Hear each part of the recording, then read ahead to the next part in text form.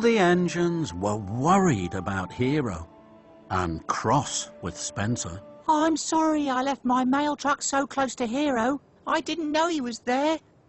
It looked like a very good hiding place. Don't worry, Percy. We all did our best. What shall we do now?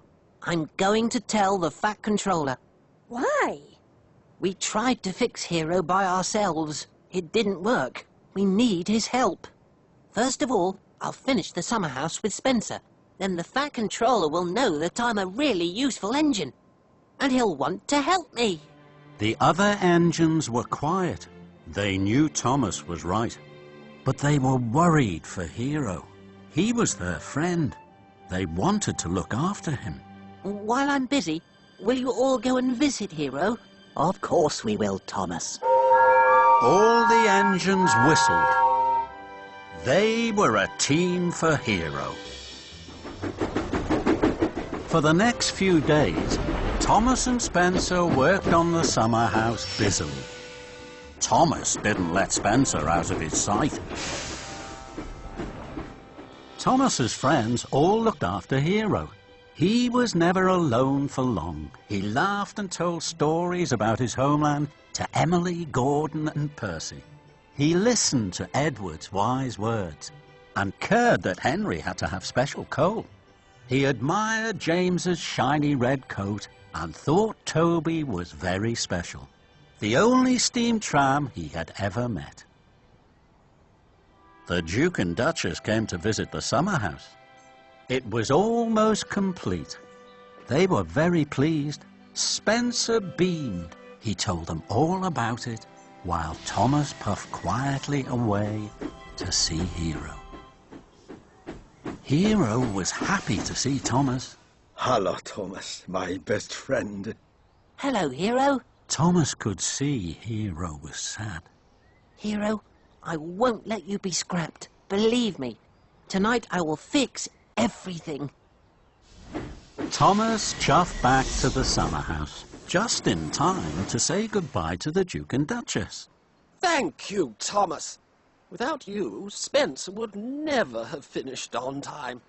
I have to go to Knapford now. Why? To see the Fat Controller. Spencer snarled. You're going to tell the Fat Controller about that silly scrap engine. I'll get there first to make sure your plan doesn't work. That engine will be sent to the smelter's yard, where he belongs. So Spencer pumped his pistons and clickety-clacked after Thomas. Thomas heard Spencer's wheels whooshing and whirring behind him. I'll puff hardest. I'll chuff quickest. I know I can. Thomas and Spencer had the race of their lives. Thomas steamed over bridges and wheeshed through tunnels. He slipped through junctions and raced round bends. Spencer thundered and roared, but he couldn't get in front of Thomas. At a junction, Thomas puffed ahead. Then he turned quickly onto a sidetrack. Spencer thundered on, then screeched to a stop. Spencer reversed back to the junction. He raced after Thomas along the narrow track.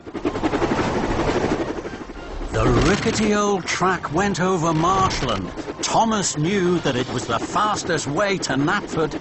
Thomas huffed and Spencer puffed. Spencer was closer and closer. Then there was trouble.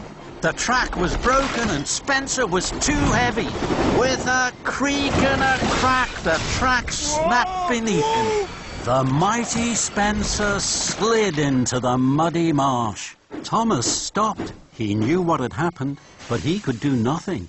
I'm sorry, Spencer. I didn't know the track was broken. I'll go on and get help. I'll be back. And Thomas steamed on.